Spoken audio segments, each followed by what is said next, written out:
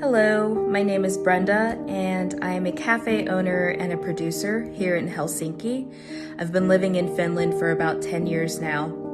A little bit about my background. My father is African American and my mom is Korean from South Korea. Growing up in a multicultural household that moved around a lot, it was an amazing thing, a beautiful thing, and it definitely shapes and molds you into a person that can handle a lot of change. And for as beautiful as my experiences have been as a mixed race person, a mixed race woman, there have been a lot of struggles. There are a lot of struggles, a lot of difficulties faced when you are the minority in any environment that you're in. And, Finland is no different from those experiences. I've lived in the United States, in South Korea, in Italy, and I've experienced, racism across the board, whether it's microaggressions or casual racism. For instance, my first experience with racism in Helsinki was within the first couple of months of moving here. A gentleman in his, I'd say, mid-50s came into the cafe and he was upset about the type of orange juice that we were selling. Apparently didn't have the kind that he liked or preferred. And when I just apologized and told him, I'm sorry, we don't have that juice here, he proceeded to tell me to get out of his country and to go back to China. Well, as I said, I'm half Korean and I'm half Black, so I'm not from China. It was just an eye-opening moment that every BIPOC, every AAPI person experiences, where you are told that you are not from the country that you're in and you're not welcome here.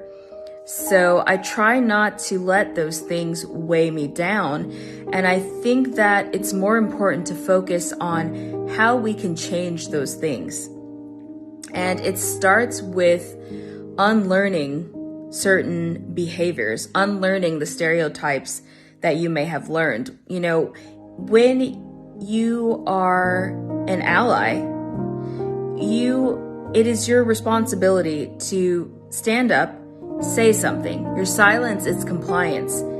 That's the way that we can fight racism, is by having those that aren't a minority or considered a minority stand up for their friends, stand up for their family, stand up for strangers.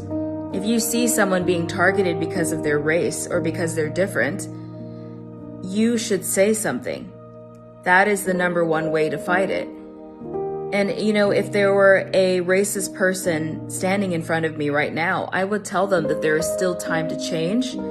They have an opportunity for growth, but it starts within, and they have to want to change.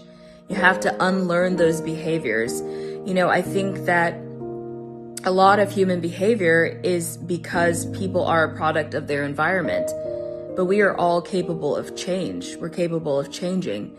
So I would say to those people to dig deep, unlearn the behavior. You can unlearn what you've learned from your parents and from your grandparents and from your friends. You don't have to be a part of the problem. You can be a part of the solution.